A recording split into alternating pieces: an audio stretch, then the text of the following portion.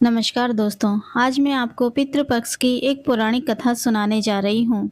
पितृपक्ष की पौराणिक कथा के अनुसार जोगे तथा भोगे दो भाई थे। दोनों अलग अलग रहते थे। जोगे धनी था और भोगे निर्धन। दोनों में परस्पर बड़ा प्रेम था। जोगे की पत्नी को धन का अभिमान था, किंतु भोगे की पत्नी बड़ी सरल हृदय थी।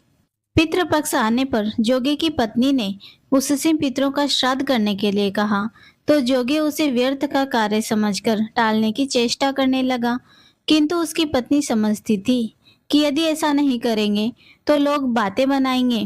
फिर उसे अपने मायके वालों को दावत पर बुलाने और अपनी शान शौकत दिखाने का उचित अवसर लगा। अतः वह बोली, आप शायद मेरी परेशानी की वजह से ऐसा कह रहे हैं, किंतु इससे मुझे कोई परेशानी नहीं होगी। मैं भोगे की पत्नी को बुला लूंगी, दोनों मिलकर सारा काम कर लेंगे। फिर उसने जोगे को अपने पीहर न्योता देने के लिए भेज दिया।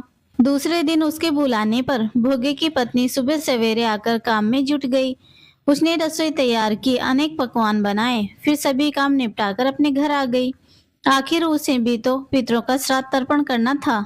इस अवसर पर न जोगे की पत्नी ने उसे रोका, न वह रुकी। शीघ्र ही दोपहर हो गई। पितर भूमि पर उतरे। जोगे भोगे के पितर पहले जोगे के यहाँ आए तो क्या देखते हैं कि उसके ससुराल वाले वहां पर भोजन पर जुटे हुए हैं। निराश होकर वे भोगे के यहाँ आए। वहां क्या था, मात्र पितरों के नाम पर अंग्यारी दे दी गई थी। पितरों ने उसकी राख चाटी और भूखे ही नदी के तट पर जा पहुंचे। थोड़ी देर में सारे पितर इकट्ठा हो गए और अपने अपने यहाँ के श्राद्धों की बड़ाई करने लगे। जोगी भोगे के पितरों ने भी अपनी आप बीती सुनाई। फिर वे सोचने लगे, अगर भोगे समर्थ होता तो शायद उन्हें भूखा न रहना पड़ता, मगर भोगे के घर में तो 2 जून की रोटी भी खाने को नहीं थी। यही सब कुछ सोचकर उन्हें भोगे पर दया आ गई। अचानक वे नाच नाच कर गाने लगे कि भोगे के घर धन हो जाए, भोगे के घर धन हो जाए। सांझ होने को हुई। भोगे के बच्चों को कुछ भी खाने को नहीं मिला था। उन्होंने माँ से कहा, भूख लगी है। तब उन्हें टालने की गरज से भोगे की पत्नी ने कहा, आंगन में होदी औंधी रखी है, उसे जाकर खोल लो और जो कुछ मिले बांट कर खा लेना। बच्चे वहां पहुंचे तो क्या देखते हैं कि होदी मोहरों से भरी पड़ी है। वे दौड़े दौड़े माँ के पास पहुंचे और उसे सारी बात बताई। आंगन में आकर भोगे की पत्नी ने यह सब कुछ देखा तो वह भी हैरान हो गई। इस प्रकार भोगे भी धनी हो गया, मगर धन पाकर वह घमंडी नहीं हुआ।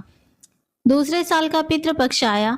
श्राद्ध के दिन भोगे की स्त्री ने 56 प्रकार के व्यंजन बनाए। ब्राह्मणों को बुलाकर श्राद्ध किया, भोजन कराया, दक्षिणा दी। जेठ जेठानी को सोने चांदी के बर्तनों में भोजन कराया। इससे पितृ बड़े प्रसन्न और तृप्त हुए। तो यह थी श्राद्ध पक्ष की पौराणिक कथा। आशा है आपको यह कथा पसंद आई होगी। अगर कथा पसंद आई है तो वीडियो को लाइक करें, चैनल को सब्सक्राइब करें। धन्यवाद।